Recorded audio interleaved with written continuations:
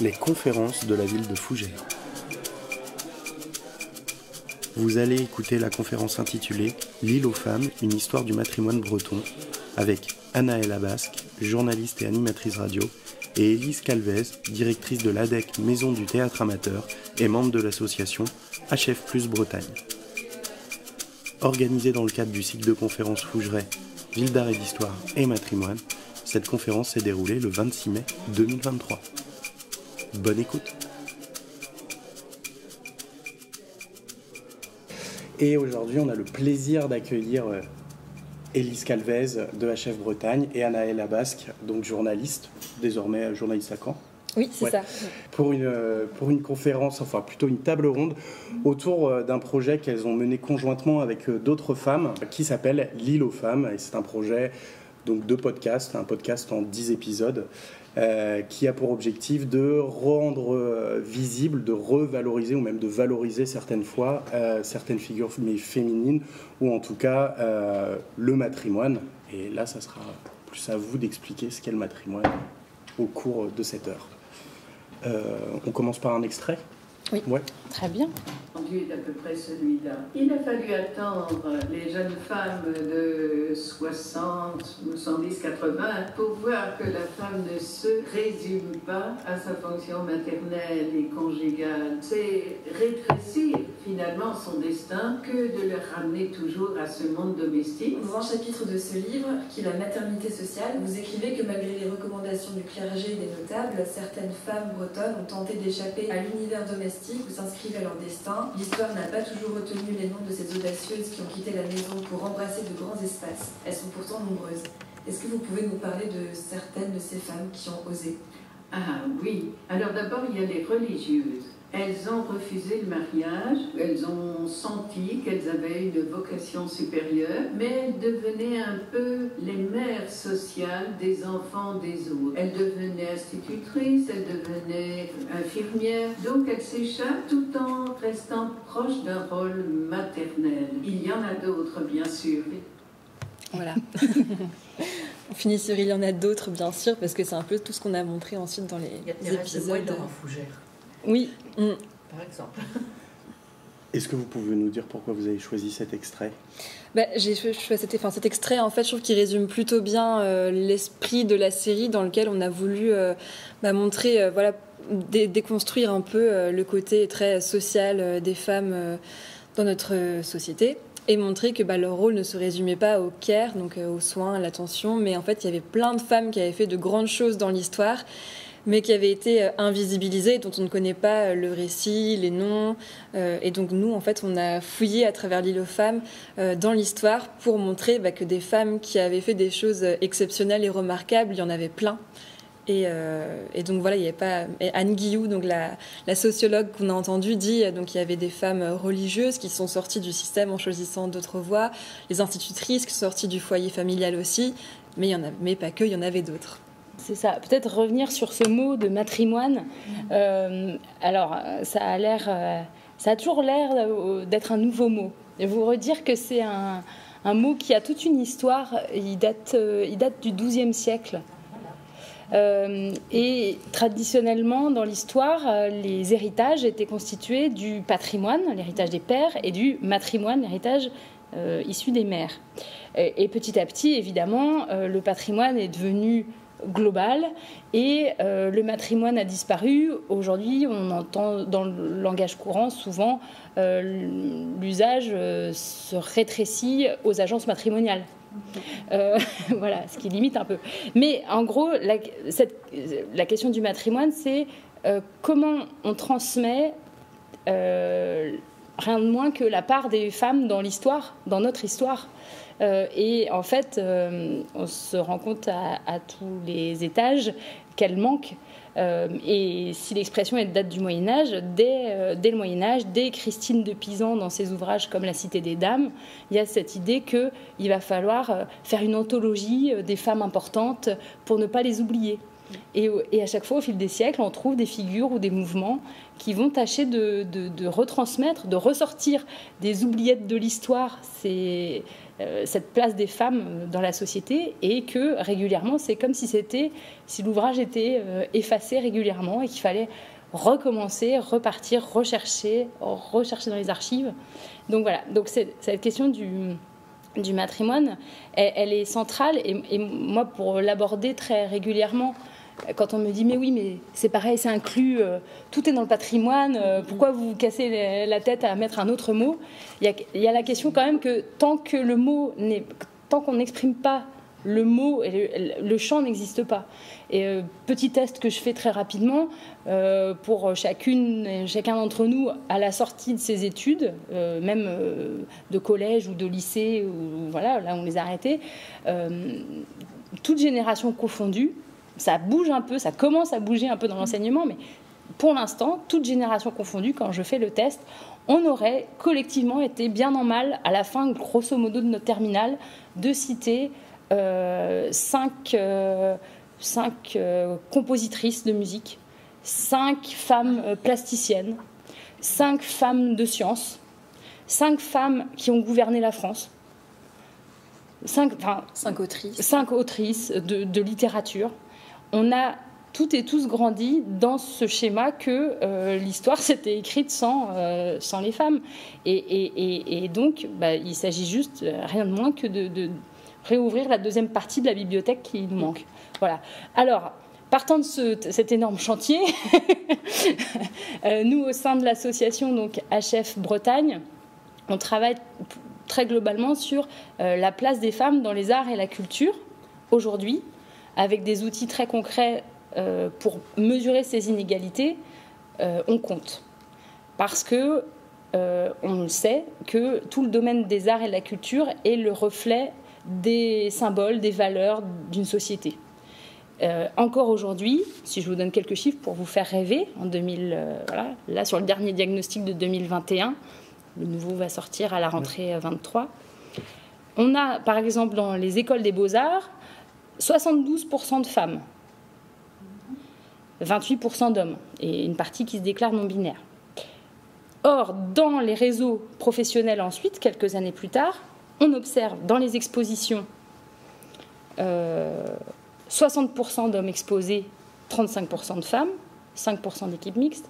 Et dans les collections permanentes, donc là, ce qui s'est construit dans le temps, 77% d'œuvres d'hommes exposées, 21% de femmes, 2% d'équipes mixtes. Donc ça, c'est pour vous donner une petite idée sur les arts plastiques, par exemple. Même ratio, si on pense par exemple à la musique, qui est très présente de plein de manières dans la société, on sait que, pareil, dans les écoles de musique, dans les cours de musique, les filles, les femmes sont traditionnellement majoritaires. Je ne vous parlerai même pas du public des pratiques culturelles, des bibliothèques, des musées, des salles de spectacle, des bénévoles. Des conférences. Vous en avez de l'exemple ce soir. Voilà. Or, aujourd'hui, sur les scènes de musiques actuelles, par exemple, les concerts, alors qu'on a l'impression que ça y est, c'est bon, post-MeToo, on a tout compris, on a tout révolutionné, les chiffres sont têtus, on est encore à 82% d'hommes sur scène pour 18% de femmes. Sur les Fest-Noz musique trad, pour vous donner un autre exemple, il y a un Fest-Noz sur 3 en Bretagne où il n'y a aucune femme programmée aujourd'hui, alors que là encore, il y a plein de filles qui jouent, qui apprennent, voilà. Donc l'association, elle compte pour montrer à quel point il y a encore du boulot, on compte tout le temps. Et puis on a plusieurs groupes, commissions qui vont aller s'atteler à aller justement rencontrer les réseaux, les fédérations, les usagers, et dans les arts plastiques, et dans les musiques, et dans tous les secteurs culturels en général, pour essayer de faire avancer cette chose-là, à la fois par des bonnes pratiques, et puis au bout d'un moment aussi par la contrainte financière, puisque la plupart de ces événements culturels sont financés avec de l'argent public. Donc au bout d'un moment, on est aussi en droit de se dire que ça a le droit de revenir dans une boucle plus égalitaire. Voilà un peu le projet. Et donc dans cette association, avec plein de membres actifs, et quelques hommes aussi qui sont les bienvenus, on a ce groupe qui s'attache au matrimoine, donc qui depuis 2013 a commencé à regarder la question des noms de rue, la question des dénominations, la question de la transmission de cet héritage des femmes. Et il y a plusieurs mouvements dans différentes régions en France. Et on s'est rendu compte que souvent, les figures qui revenaient étaient aussi des figures à l'échelle nationale ou internationale, les femmes d'exception, vous voyez. Donc on va ressortir notre tote bag Frida Kahlo et se dire ouais, c'est super. Mais on a voulu aller plus loin que ça. Et on s'est dit comment on travaille à l'échelle de notre région à questionner cette notion du matrimoine en allant chercher justement les femmes d'exception ou les trajectoires atypiques chez nous, mais aussi toutes les pratiques et toutes les femmes qui constituaient aussi et qui ont eu une importance dans la société en Bretagne. Et du coup, c'est vrai que donc on est parti de ça. Et côté parce que ce dont on parle, la Lille aux femmes, donc c'est un projet de podcast. Donc quand vous rentrerez chez vous ce week-end, il y a un grand week-end, vous pouvez écouter sur les plateformes ou sur le site, il y a 10 épisodes de 25 minutes ou des petites pastilles, comme ça vous pouvez les prendre un peu comme vous voulez. Et ça c'est né vraiment d'une rencontre avec la Corlab, donc la coordination des radios associatives en Bretagne, avec Xavier Millinet, qui lui s'interrogeait sur la manière dont on parle des femmes artistes dans les médias, notamment. Et ça partait de ce constat-là. Peut-être que, Anaëlle, du coup, comme toi, tu es journaliste, tu peux témoigner de ça. Déjà, j'ai une question. Est-ce que certaines d'entre vous ont écouté Lille aux femmes avant de venir ou pas du tout? Ok. Donc oui, la jeunesse du projet, comme a dit Élise, ça part de ça. Donc Xavier Millénaire, c'est le coordinateur de ce réseau de radio locales en Bretagne. Et donc en 2019, il réalise ce diagnostic sur la formation, la composition des radios qui font partie de ce réseau. Et dans ce constat, il y a cette partie, un secteur radiophonique associatif majoritairement masculin. Les femmes sont globalement sous-représentées dans les équipes salariées des radios associatives de Bretagne. Un salarié des radios sur 3 est une femme. Une sous-représentation des femmes sur l'ensemble des postes, à l'exception de l'entretien et de l'administration générale. Parce qu'en effet, au poste de direction, on retrouve seulement 36% de femmes, 30% au poste de coordination. Par contre, ce qui est côté administration, secrétariat, elles sont à 83%. Entretien, 100%, bien sûr. Et puis, tout ce qui est technique, programmation, donc c'est-à-dire programmer les musiques sur les antennes, elles ne sont que 9%, journalisme que 20% et animation 35%. C'est-à-dire qu'en fait, l'antenne est occupée pratiquement que par des hommes, que ce soit des hommes musiciens en termes de programmation musicale, ou alors quand c'est de l'animation directe, on n'entend que des voix d'hommes. Et en fait, ils se sont dit, mince, nous qui sommes dans un milieu culturel où on se dit quand même on veut être égalitaire, ce constat, il est là, comment est-ce qu'on peut faire pour y remédier? Et c'est là qu'ils s'est tourné vers HF Bretagne pour faire appel à leur expertise et se dire qu'est-ce qu'on peut mettre en place pour qu'au sein des radios, on soit plus égalitaire et comment aussi sensibiliser aux inégalités et comment y remédier, comment partager le message auprès des auditeurs et des auditrices. Voilà. Et donc ça s'est fait en 2 temps un peu, donc avec des temps de formation pour les jeunes journalistes, donc avec la Corlab et la Skol Radio qui est à Guichen, qui forme les journalistes de demain pour essayer d'amener des pratiques plus vertueuses. Et puis aussi avec la réalisation, donc avec le soutien de la région Bretagne, de ces podcasts. L'objectif était, et c'était un beau défi, que ces épisodes soient diffusés sur l'ensemble des radios du réseau associatif de la Corlab. C'est-à-dire aussi bien sur RCF que sur Canal B, Radio Rock à Rennes, que sur une radio, au milieu de la Bretagne, à Brest. Sur RKB, voilà. Et donc, c'était comment créer un support qui puisse être diffusé dans toutes ces radios aussi. Et de fait, ça a fonctionné. Et puis, je rajoute que moi, à ce moment-là, j'étais d'école de journalisme. Donc, c'était en 2019, je venais d'avoir mon diplôme. Et c'est vrai que la notion de matrimoine, je la connaissais pas. Et d'ailleurs, j'étais sceptique sur plusieurs points. Par exemple, moi, l'histoire des quotas dans les festivals, le fait qu'il faille qu'on doive avoir 20% de femmes qui jouent sur scène chaque année, j'étais pas. Je me disais, est-ce que ça fait pas que souligner encore plus l'inégalité entre les femmes et les hommes? Donc là, c'était mon état d'esprit quand je commence L'Île aux femmes en 2019. Et puis en fait, en 2021, quand on finit la série, j'ai totalement changé d'avis. Et en fait, je me suis construit une réelle base de féminisme.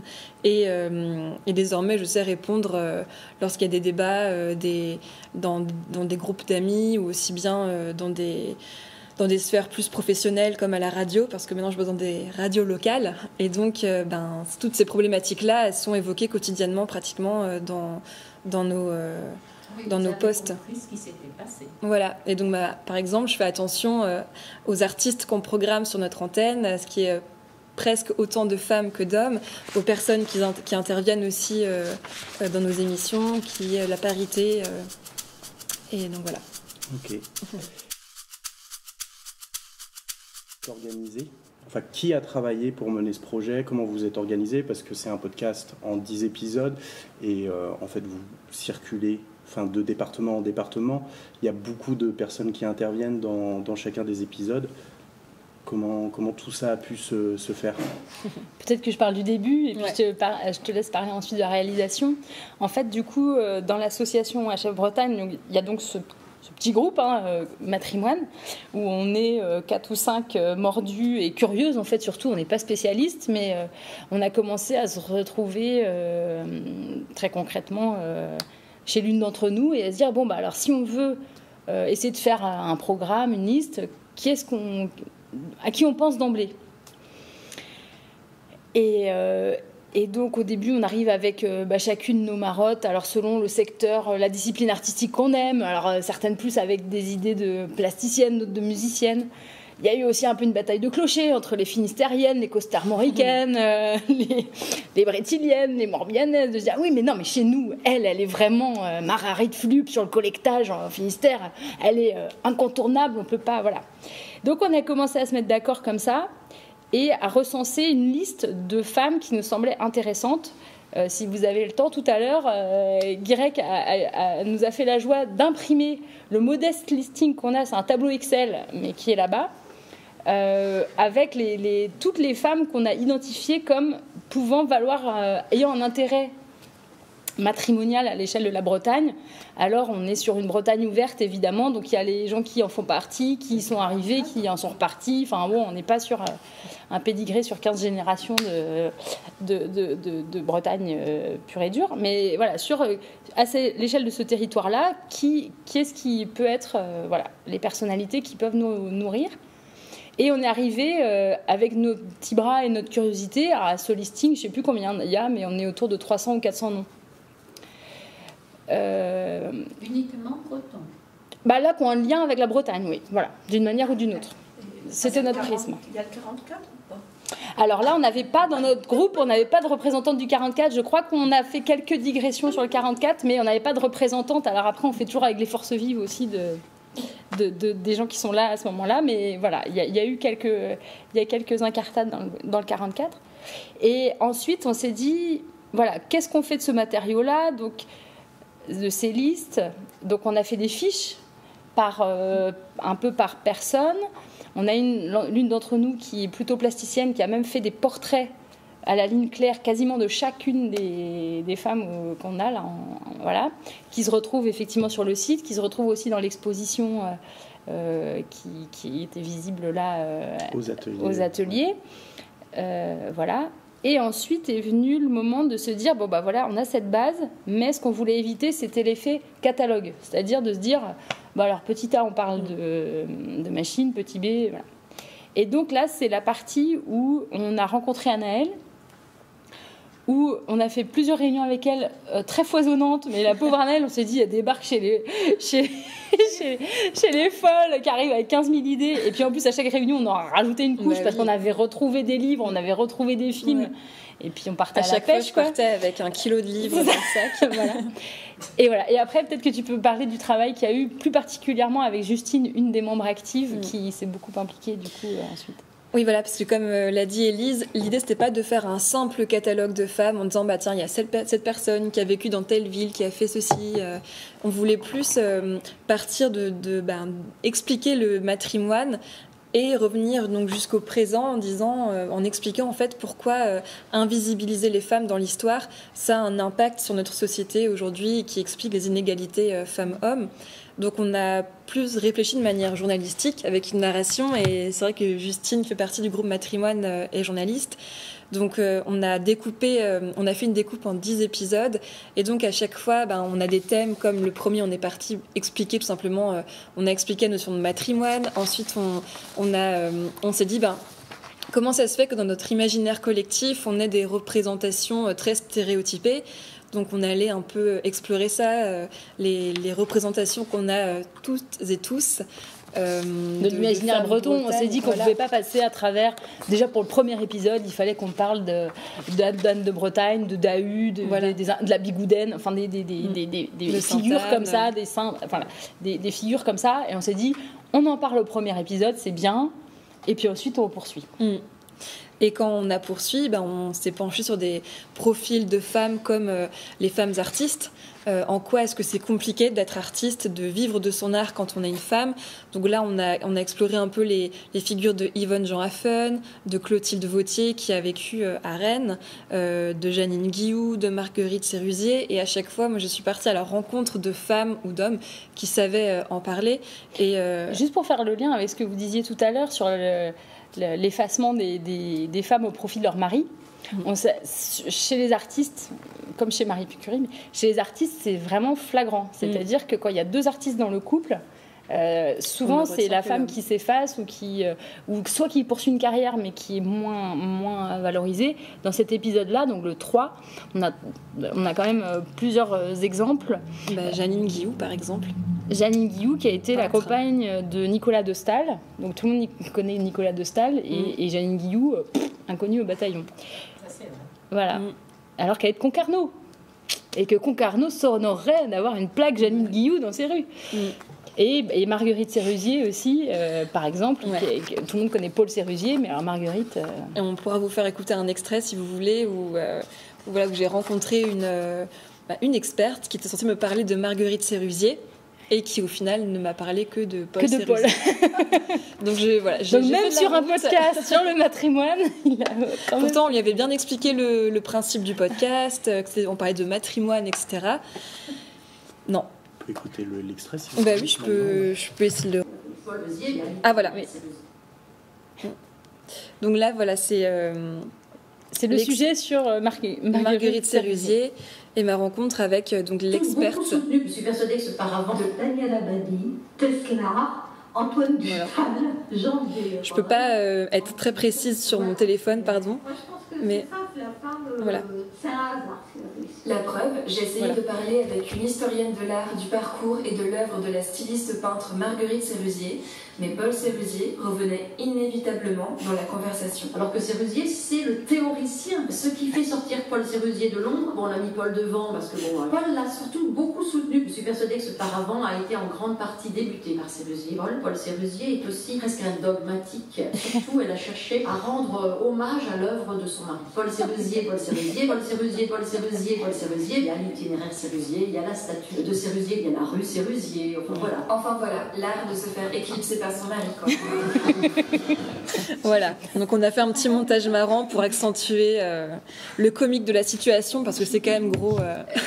Mais bon, c'était une exception dans tout le reste du programme. Oui, on parle des femmes artistes. Oui. Et là, c'était l'exemple, le contre-exemple. Et en parlant des exceptions, dans cet épisode aussi, j'ai rencontré Antonio Otero, qui était le mari de Clotilde Vautier, et qui, lui, au contraire, perpétue vraiment la mémoire de sa femme. Et dans son histoire, c'était même effacé, parce que lui aussi était artiste, mais lui s'était décidé à travailler à côté, donc rien à voir avec l'art, pour pouvoir laisser le temps libre à sa femme pour qu'elle puisse créer. Mais ça, c'est vraiment...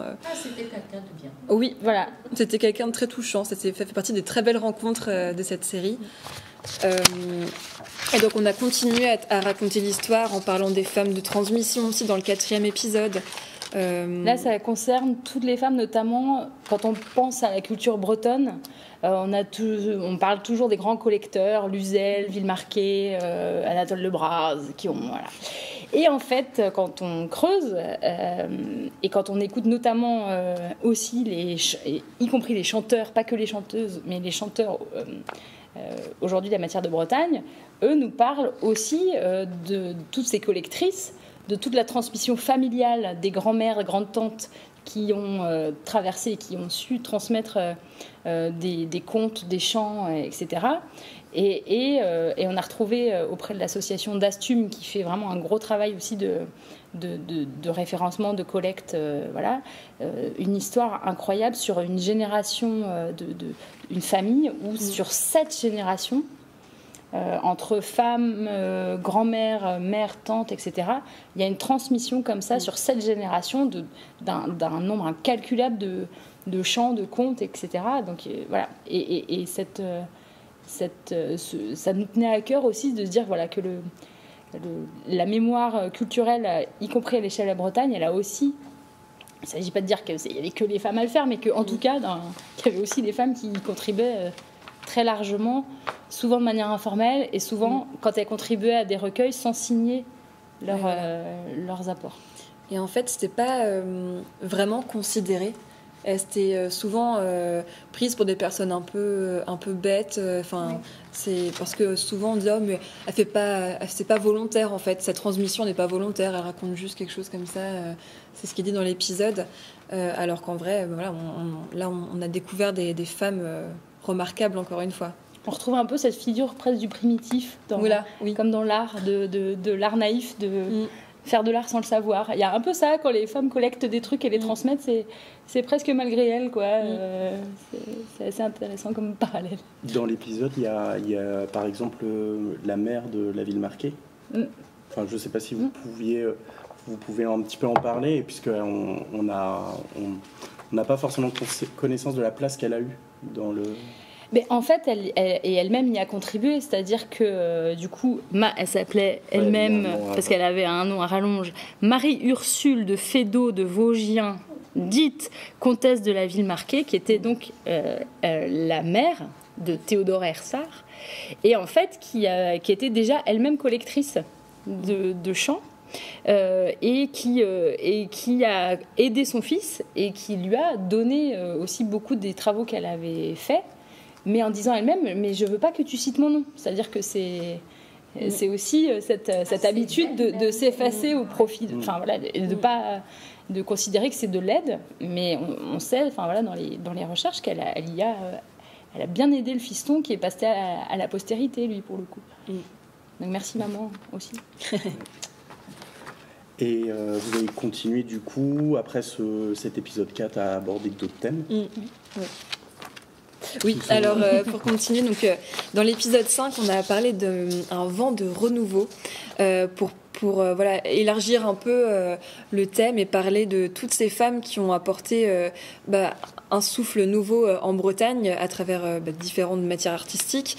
On a parlé par exemple de Valérie Piriou, dite Val Piriou, qui était une grande styliste couturière. On a rencontré sa mère, Marie-Paul Piriou, qui elle aussi en fait s'est révélée être passionnante, et donc finalement elle a intervenu beaucoup plus que prévu dans la série, puisque elle pouvait également, artiste elle-même, elle pouvait témoigner de son passage à l'école des Beaux-Arts dans les années 1900, si j'ai pas de bêtises, 60.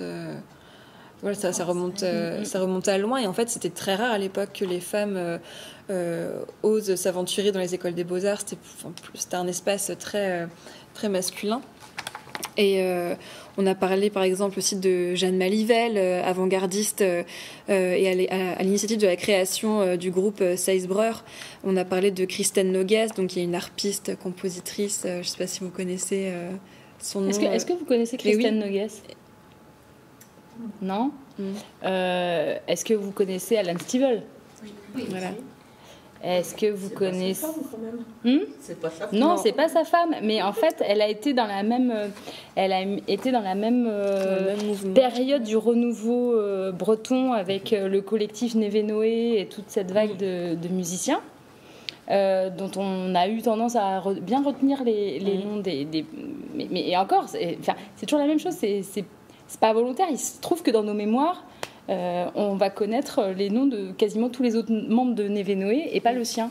Et or, elle est harpiste incroyable, elle fait des ponts dès le début de son travail avec le jazz, avec la musique expérimentale, je vous invite vraiment à découvrir son travail. Et pareil, moi j'ai fait un peu de harpe très modestement quand j'étais petite et je n'ai jamais entendu parler de cette femme qui est morte en 2007. Comment elle s'appelait? Kristen Nogues. Kristen. Et je vous invite à écouter sa musique, c'est magnifique. On a eu aussi tout un... Alors, Jeanne Malivelle, c'est intéressant parce que son nom est plus connu parmi les Seisbreurs et en ce moment, il y a des expositions qui vont avoir lieu et à Paris et aussi à Saint-Élo, Uzel, dans tout le pays du lin et à Loudéac.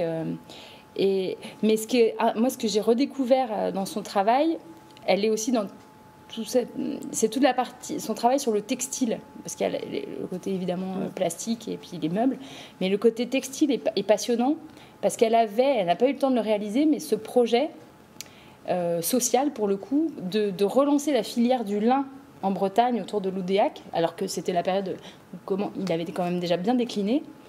Et donc en fait, elle, dans sa dimension de création, elle avait aussi une pensée de relance de la fabrication du lin, notamment en donnant du travail aux femmes dans l'artisanat sur son territoire de Loudéac. Donc il y avait un projet aussi, en plus de l'artistique, qui était vraiment relié à ça.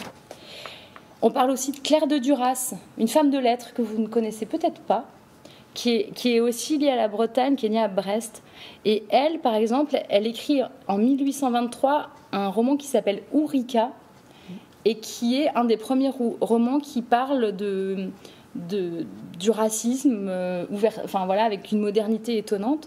Et Claire de Duras, par exemple, c'est une autre passionnée, parce qu'on est tout un réseau comme ça de passionnés, c'est une autre passionnée qui nous l'a fait découvrir, qui s'appelle Gaëlle Perel, qui a fait un travail énorme, notamment jusqu'à présent au sein des fédérations des cafés-librairies en Bretagne, et qui maintenant monte sa structure sur le matrimoine littéraire en Bretagne.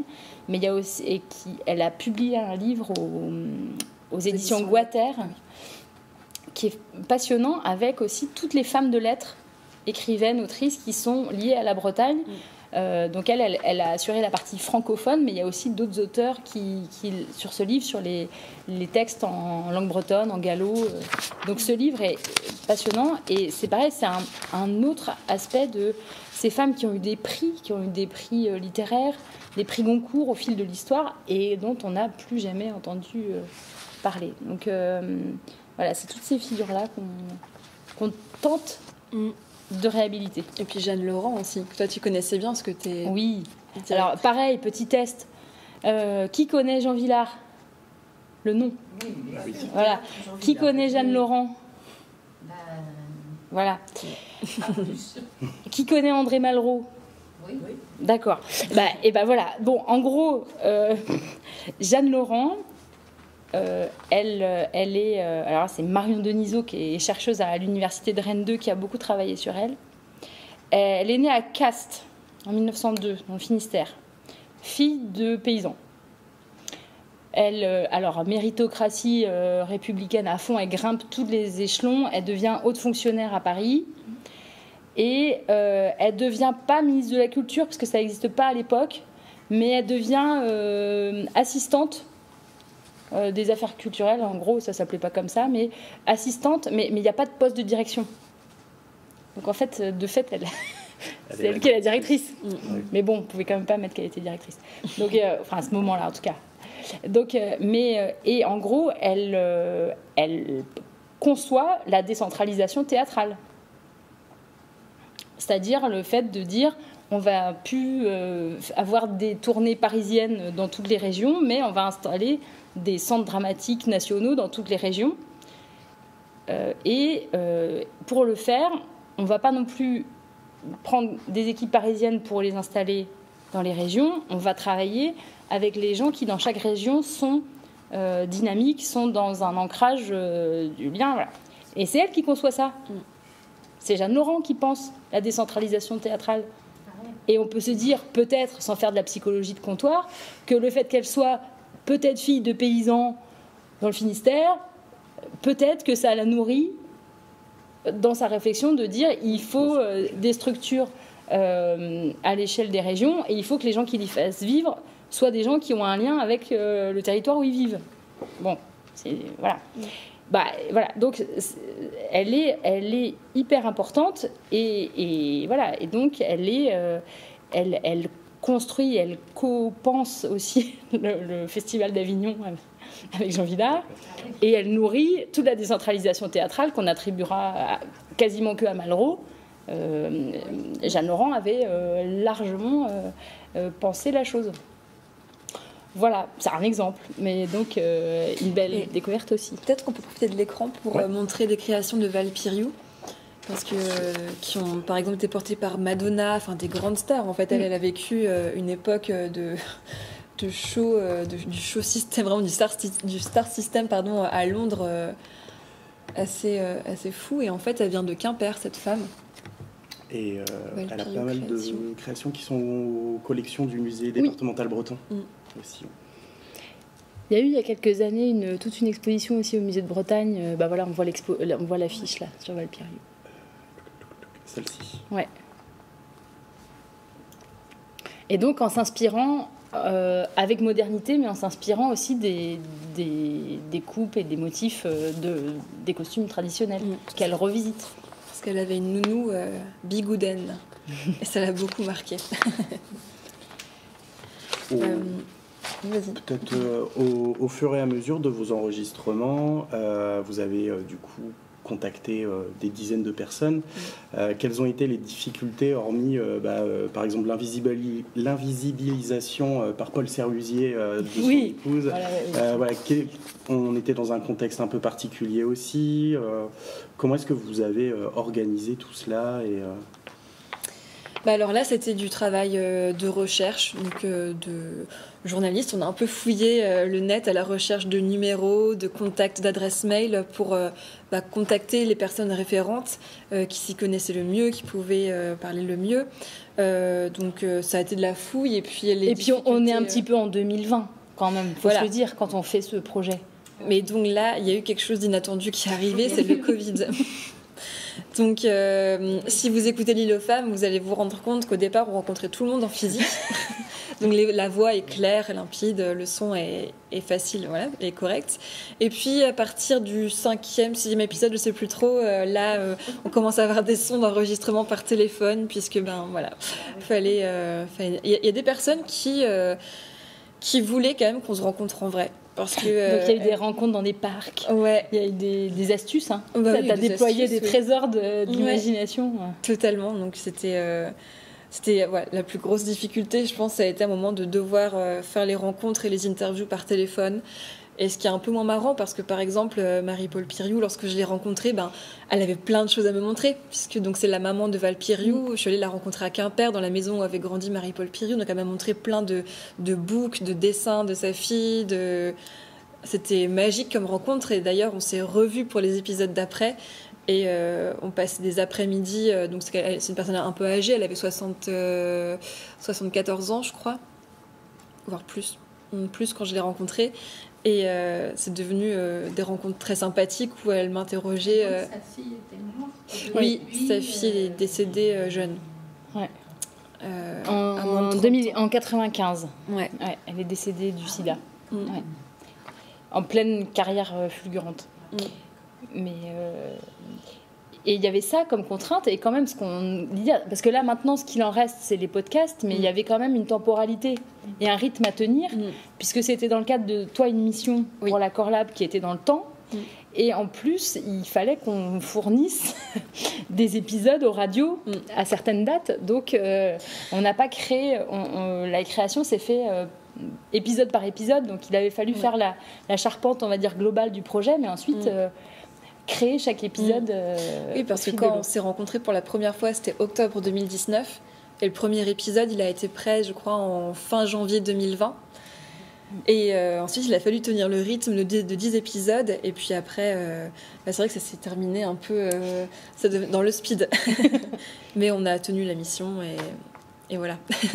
Et en termes de réception, vous avez vous avez eu des indices un petit peu sur la réception de chaque épisode. Est-ce que vous avez aussi eu, je sais pas, des chiffres sur le partage, puisque vous avez un site internet, etc., sur le partage des podcasts? Alors en termes de réception, moi je sais que chaque mois ou tous les 2 mois j'envoyais le podcast aux radios et donc je recevais un petit mail et généralement c'était des super retours. Vraiment c'est une série qui a beaucoup plu au niveau des radios locales qui l'ont diffusée et des auditeurs et auditrices puisqu'ils ont eux-mêmes recevaient des messages des auditeurs et auditrices donc un peu partout en Bretagne encore une fois. Et puis au niveau du podcast, moi sur le coup, on a eu la chance d'avoir quelques jolis articles, notamment si vous avez les archives du magazine Armen, ils ont fait un très joli dossier sur tout le projet et sur le matrimoine en général. Il y a eu plusieurs choses comme ça. Après, on était toujours dans ce contexte un peu contraint. Mais ensuite, en fait, pour répondre pour les chiffres, on est un peu embêté, à vrai dire, parce qu'il y a eu les chiffres d'écoute sur le site. Ouais. Mais ensuite, pour que ça soit partageable plus facilement, on les a mis aussi sur les plateformes Deezer, Spotify en accès libre. Et du coup, j'avoue que là, on n'a pas tout à fait suivi ensuite la diffusion, si ce n'est par les retours, on sait que ça a été nourri. Et aujourd'hui, ça continue à circuler, c'est-à-dire que et l'exposition du coup et l'écoute, elle continue à être faite dans des établissements scolaires, dans des lieux. Donc, on partage ce support-là de manière assez libre. Mais c'était aussi la volonté que ce soit quelque chose de très ouvert. Donc même, par exemple, les tableaux là dont je parlais avec les noms, ils sont volontairement en fichier Excel pour que chacun puisse les prendre, s'en servir, en faire un peu ce que bon lui semble. C'est de la ressource comme ça.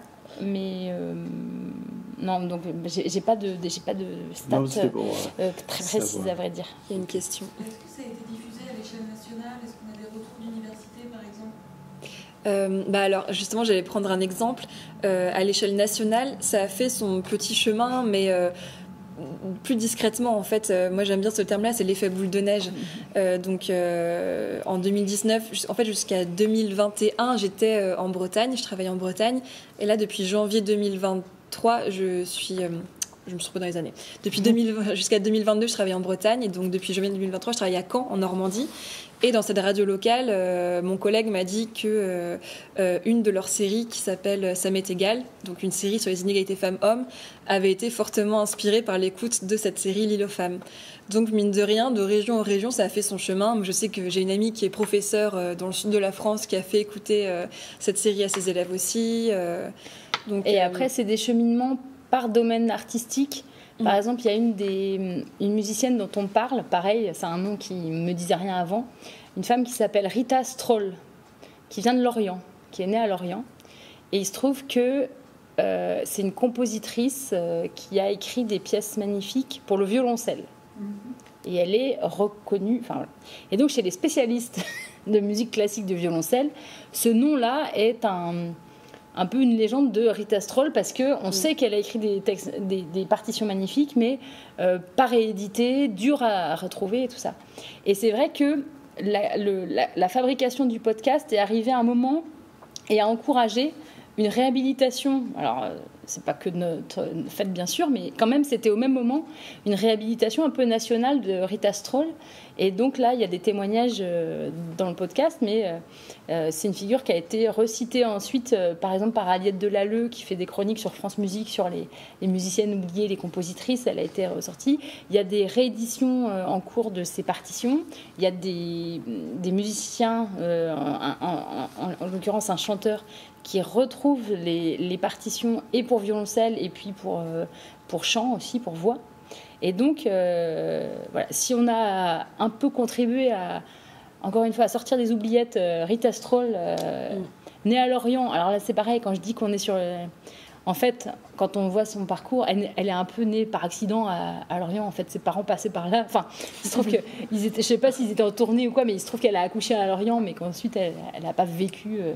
Mais quand même, ça fait un point d'accroche qui est super intéressant de se dire, voilà, moi c'est ça qui me plaît vraiment dans le matrimoine, c'est qu'évidemment, il y a un vrai enjeu militant dont on parlait tout à l'heure, de reconnaissance des femmes dans l'histoire qui permet d'asseoir et de justifier et de renforcer les combats d'aujourd'hui et les modèles pour les femmes, pour les jeunes filles d'aujourd'hui. C'est pas du tout pareil de se dire qu'on est les pionnières et les premières à faire quelque chose et que de se dire bah non mais en fait j'ai ma place là parce que j'ai tout un héritage derrière qui me dit que ça a déjà été fait et donc j'y vais et je me pose pas 1000 questions en fait. Donc il y a ça, mais ce qui est aussi très joyeux dans le matrimoine, c'est, vous l'avez vu, et peut-être qu'on le fait un peu de manière décousue, pardon, mais c'est que c'est foisonnant. C'est-à-dire que même pour nous, c'est un enrichissement, une découverte tous les jours de nouvelles personnes, de nouveaux projets, de nouvelles œuvres on se dit que, voilà, que ça nourrit nous, mais que ça peut nourrir tout le monde, là, pour le coup, dans ces représentations, quoi. Et puis, du côté universitaire, ça m'est arrivé de recevoir des messages de parfaits inconnus qui en fait étaient tombés sur le podcast en faisant des recherches, en tapant des mots-clés comme artiste, comment devenir artiste, et voilà, qui sont tombés sur le podcast et donc qui l'ont écouté, qui ont écouté qu'un épisode, par exemple, comment devenir artiste. Alors certes, on parle que de femmes bretonnes, mais en fait, ce parcours-là, c'est partout le même. Et donc, je me souviens qu'il y a une personne de l'université une étudiante de Bruxelles qui m'a envoyé un message, donc ça voyage en fait. Mais ça c'est grâce aux plateformes et grâce aux mots-clés, le référencement d'Internet. Donc vous en avez parlé un petit peu tout à l'heure, Anaëlle, mais est-ce que votre conception du mot matrimoine et du concept de matrimoine a évolué avec ce podcast? Est-ce que vous l'avez envisagé d'une autre manière ou... Pour moi, la définition que Élise a donnée tout à l'heure, la définition reste la même, mais moi, le matrimoine, je le vois aujourd'hui tous les jours, en fait. Je me dis que quand je vais voir un concert d'une femme artiste, par exemple, je me dis, dans quelques années, elle fait déjà partie du matrimoine actuel. Donc, moi, c'est plus peut-être la notion historique où je me dis en fait le matrimoine il est partout tout le temps et pas besoin que ce soit passé pour que ça existe. Ça l'a rendu un peu ubique en fait, dans une ubiquité du matrimoine. Et vous, Élise? Oui, en fait, c'est un peu la même chose et on s'est posé plein de fois la question quand on construisait le parcours, parce qu'on avait des listes de femmes, et disaient, est-ce qu'on prend que les mortes? Oui, voilà. C'était notre truc, est-ce qu'on attend que les gens soient morts pour les intégrer dans une mémoire? Et on a plus ou moins respecté ça, mais on a bien vu qu'il y a eu évidemment plein de ponts, plein de digressions, parce que ça s'ancrait dans un présent, évidemment, et avec des conséquences sur les créatrices d'aujourd'hui et des influences. Et non, ça nous a quand même fait prendre conscience, je pense, en le fabriquant. Et là, on en parle en étant dans les archives de Fougères, c'est tout ce que ça amenait potentiellement de re-questionnement plus profond sur justement la manière de faire trace. Donc, c'est-à-dire sur toutes les méthodes de collectage, d'archivage, d'indexation des documents, de ressortir, voilà. Parce que, en fait, dans les difficultés qu'on a eues quand même à créer ça, il y avait à la fois, je vous dis, un foisonnement de noms et de femmes dont on avait envie de parler, mais dès qu'on allait un peu creuser chaque nom, on se retrouvait avec des sources partielles, des absences de validation. Quand on était sur des fiches Wikipédia, des choses pas complètes ou pas validées parce que pas validées scientifiquement par des sources jugées légitimes par Wikipédia, c'est-à-dire par la communauté. Et ça, c'est un vrai enjeu, mais là qui est plus technique, mais qui est un vrai questionnement sur la méthodologie et le travail vraiment dans le dur de la conservation et des œuvres et des documents. Voilà. C'est comment on pense les outils et la méthodologie aujourd'hui pour qu'on ne se retrouve pas encore demain avec des archives qui sont censées parler d'une société à un temps donné et des arts à un temps donné, et que quand on les interroge, en fait, il manque l'histoire des femmes quasi tout le temps, en fait. Et si je prends un exemple que je trouve particulièrement flagrant, c'est sur l'histoire des femmes plasticiennes au XXe siècle. Et c'est une histoire très contemporaine. Et ça, c'est beaucoup Fabienne Dumont, qui est chercheuse et historienne, qui en parle très bien. En fait, parce qu'au XXe siècle, donc les femmes peu à peu acquièrent le droit d'aller dans les écoles d'art, de prendre des cours, voilà, tout ça. Donc on se dit, oh, bah, ça va mieux, le progrès est en marche. Et en fait, y compris pour les femmes artistes de cette génération, on va dire années 60, 70 et après 80, il y a encore aujourd'hui, et elle y travaille beaucoup, elle, un questionnement sur la légitimation de ces œuvres de femmes dans l'histoire de l'art du XXe siècle. Pourquoi ? Parce que la valeur est faite par deux choses, par le marché de l'art et par les critiques d'art. Or, même au XXe siècle, bon, alors le marché de l'art, n'en parlons pas, mais les critiques d'art étaient beaucoup faites par des hommes critiques d'art qui ne regardaient pas forcément ou ne portaient pas d'intérêt aux productions plastiques des femmes artistes. Or, c'est eux qui écrivaient dans les revues de critiques d'art légitimes. Et quand les chercheurs et chercheuses aujourd'hui se penchent sur donc l'histoire de l'art, mais récente, je vous dis, c'est années 70, les sources de critiques d'art pour ces femmes-là artistes sont dans les revues féministes. C'est dans les revues féministes qu'il y a des spécialistes qui ont fait des critiques d'art. Donc, quand une chercheuse ou un chercheur cherche, elle va trouver de la matière, mais on va lui dire, bah oui, mais ta source, elle n'est pas suffisamment étayée ou légitime pour rentrer pour être institutionnalisée ou validée par la communauté scientifique. Et donc, en fait, voilà, mais là, c'est un puissant fond dont je vous parle. Mais quand même, la question, elle est là. C'est quels sont les outils méthodologiques, encore une fois, d'indexation, de valorisation, pour qu'on ne se repiège pas, déjà pour rechercher dans le passé. Et là, il y a un pan, et il y a des appels à l'aide de toute la communauté universitaire, mais c'est énorme, parce que dans tous les domaines artistiques, moi, je ne vous parle que de l'art, mais dans tous les domaines en général, mais il y a toutes ces... Au lieu de faire, je prends souvent l'exemple, au lieu de faire une 15e thèse ou une 1000e thèse sur Molière, voilà, travaillons sur les dramaturges de l'Ancien Régime, dont Molière jouait les pièces, mais qui sont très méconnus. Il y a Aurore Evin, qui est une femme formidable qui travaille là-dessus sur l'histoire du théâtre, mais c'est qu'un exemple. Il y a des thèses à écrire sur des milliers de femmes exceptionnelles. Donc déjà, il y a besoin de ce matériau critique. Et ensuite, il y a comment on met à disposition les documents, comment on les classe et on les inventorie de manière à ce qu'on puisse les retrouver dans 100 ans, 200 ans, 300 ans, quand on cherchera ça dans nos mémoires de maintenant. Voilà, bon, on a un petit chantier, quoi. Mais c'est marrant de rencontrer des personnes qui se sont passionnées pour une figure. En fait, par exemple, dans l'épisode 9, on retourne sur les traces des grandes oubliées, donc on s'intéresse un peu aux personnes qui, un jour, sont tombées un peu par hasard sur un nom et se sont dit, mais tiens, mais qui est cette presque parfaite inconnue ? Et on décidé d'y consacrer des années de recherche. Par exemple, il y avait cette figure Elisabeth Disdéry, qui était une photographe et qui a fait des premiers clichés à l'appareil photo argentique de lieux en extérieur. Donc elle est née à Brest. Non, elle n'est pas née à Brest, mais elle a vécu à Brest.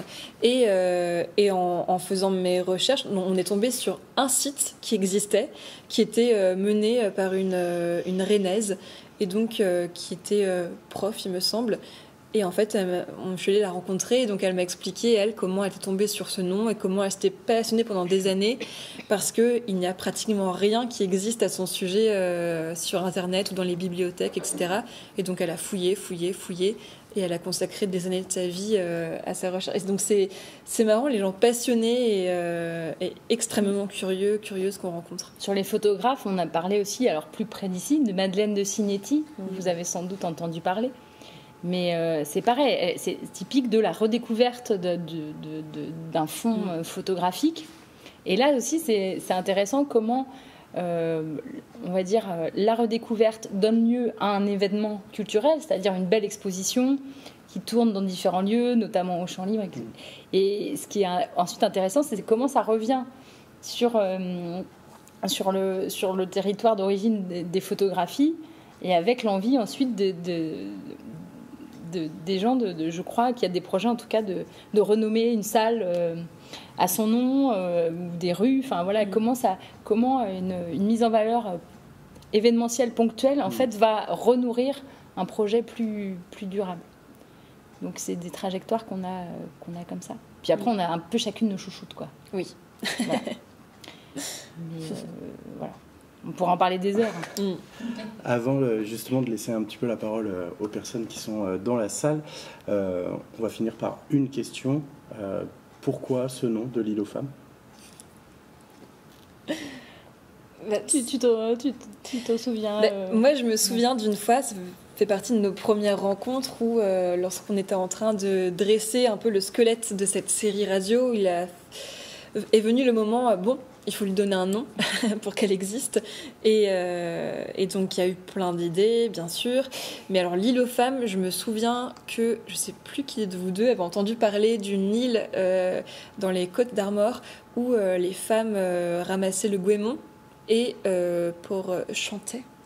Et donc, en fait... en ramassant le goémon, voilà, elle chantait, donc elle se transmettait pour donner du courage. Et donc, en fait, cette île... Elle avait été nommée l'île aux femmes. C'est ça. Mais de manière assez informelle.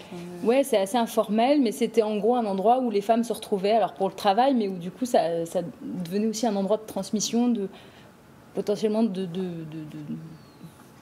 retrouvailles quand il y avait besoin. Enfin voilà. Et puis voilà, on s'est dit il y avait ce nom incroyable, la dimension territoriale d'un lieu dans les Côtes d'Armor, et puis de se dire aussi, puisque je crois que c'est un petit archipel ce coin-là, de se dire voilà, on crée une ressource qui était une forme de lieu où chacun pouvait se rendre quand il en avait envie pour se voilà, pour se nourrir l'esprit. Voilà, on n'a pas été chercher beaucoup plus loin que ça, on va dire. Puis on trouvait ça joli parce que sinon on avait plein de noms qui étaient un peu moins poétiques. Mais c'est marrant parce que l'île aux femmes, c'est aussi le nom d'une bande dessinée. Oui. Alors peut-être que vous l'avez lu. Mais cette bande dessinée, c'est marrant parce qu'en fait, c'est totalement l'inverse de ce que nous, on a essayé de faire. C'est une bande dessinée qui a été faite par un homme et dans laquelle il imagine un aviateur qui tombe sur une île. Il croit être sur une île déserte et puis, oh, miracle, c'est une île matriarcale, mais où les femmes sont nues, voilà, ont des relations entre elles. Donc bref, tout le fantasme cliché, enfin, c'est le Caraïbes Bay d'Indochine, version bande dessinée. Mais en fait, c'est marrant, c'est à travers le prisme d'un homme, on a quelque chose de totalement différent. Merci beaucoup. Si les personnes qui sont dans le public ont des questions, n'hésitez pas, c'est le moment.